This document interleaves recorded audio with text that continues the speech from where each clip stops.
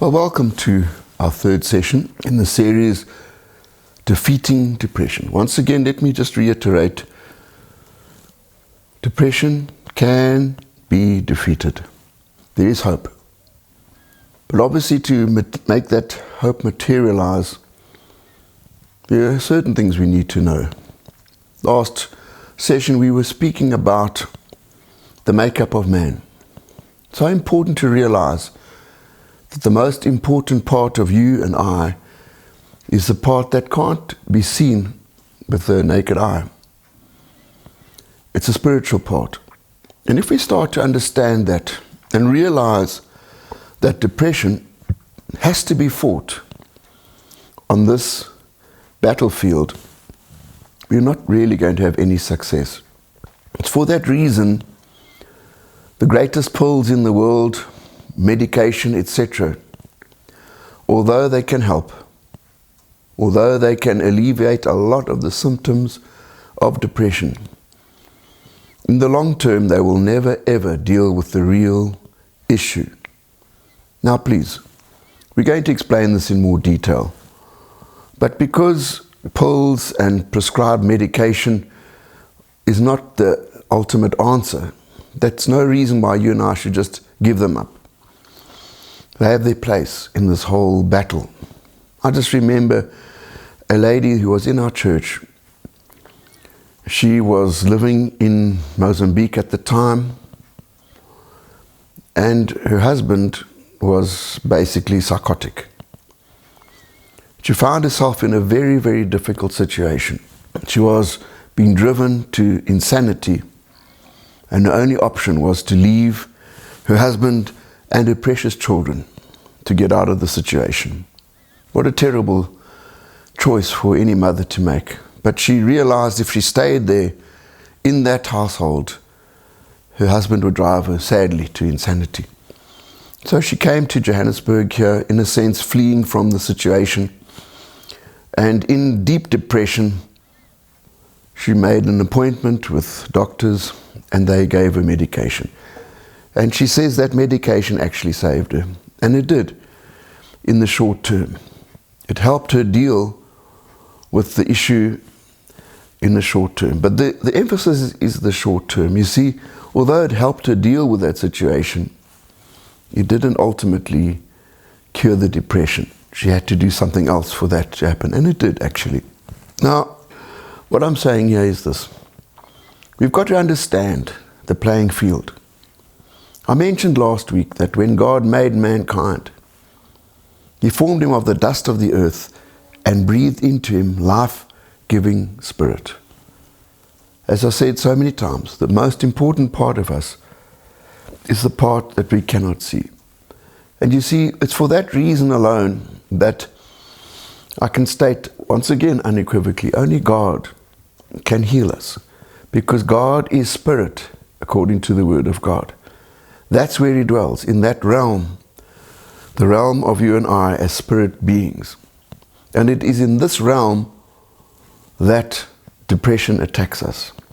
So we have to have a basic understanding of that realm. And as we go along with these sessions, we'll explain it in simple terms. It's not complicated.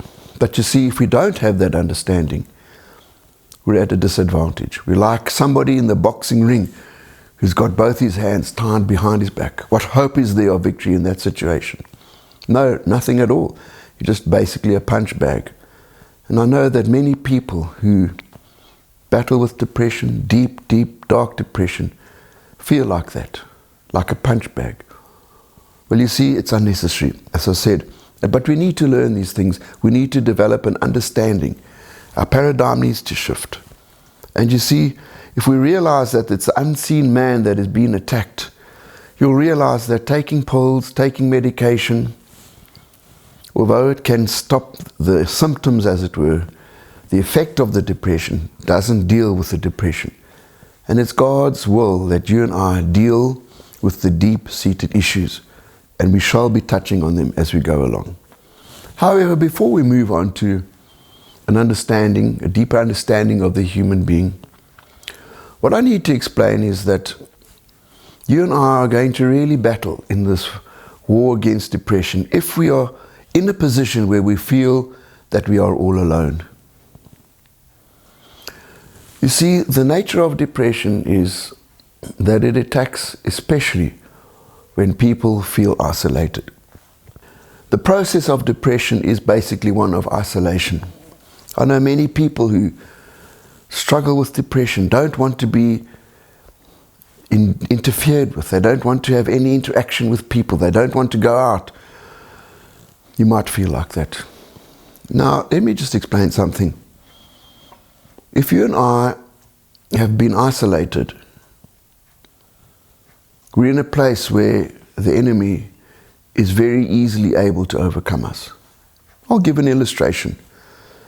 We had dealings with young men who were studying here in the city that were from Swaziland, the Kingdom of Swaziland, and the one came from a very rural area there. And we were talking along these lines. He explained something to me. As a young man, his job was often to herd the goats, you see. And in that part of the world, like many parts of the world, they had animals, wild animals, in this case wild dogs, who were always trying to get hold of the goats. And he observed something as a young goat herder. He said, on every occasion, those wild dogs would always go for the straggler. That is the one that was separated from the herd. You see? Now let me explain it this way.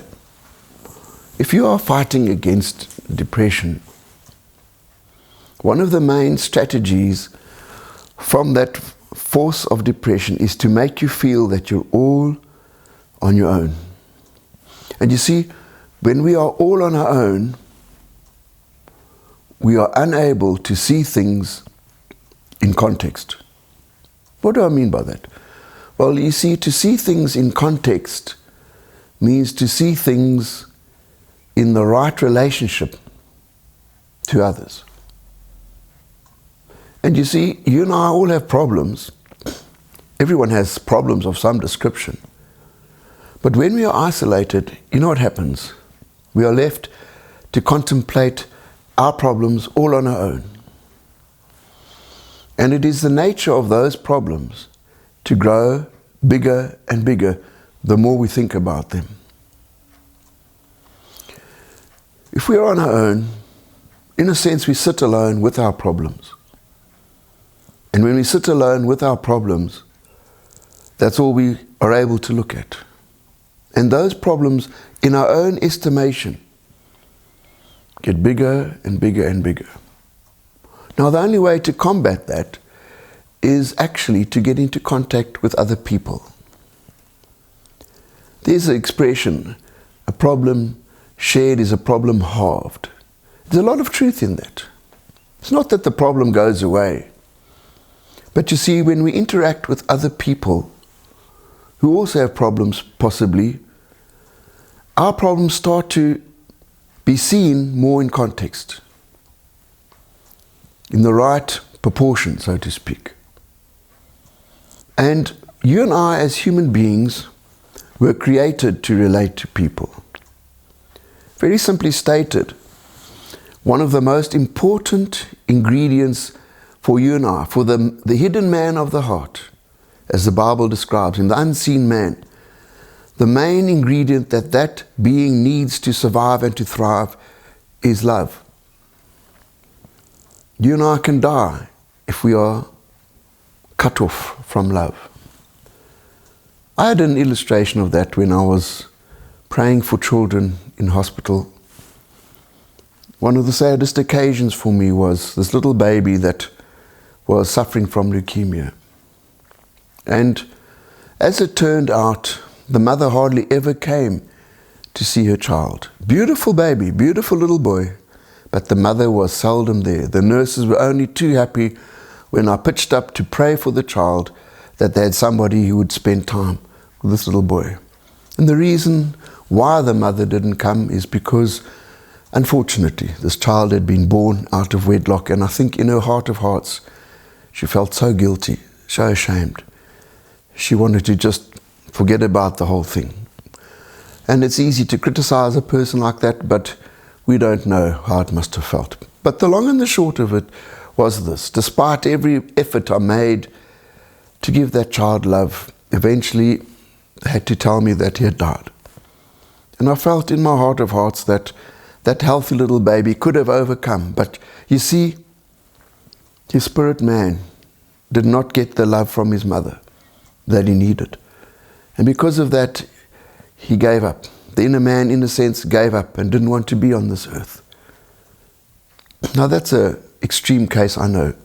But very often, many people who are suffering from depression, the reason is that deep down they do not receive that life-giving love which we all need.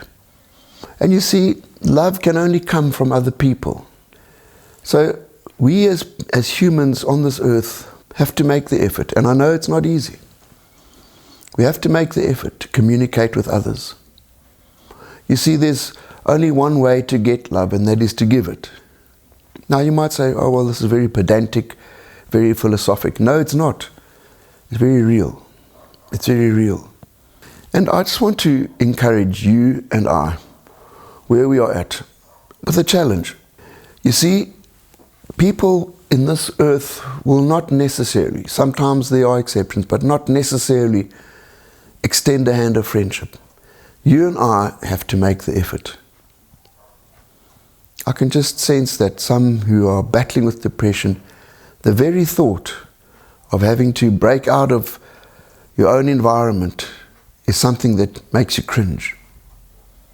But can I just say this? In this whole series, there are going to be certain fundamental things that you and I have to confront. And this is one of them.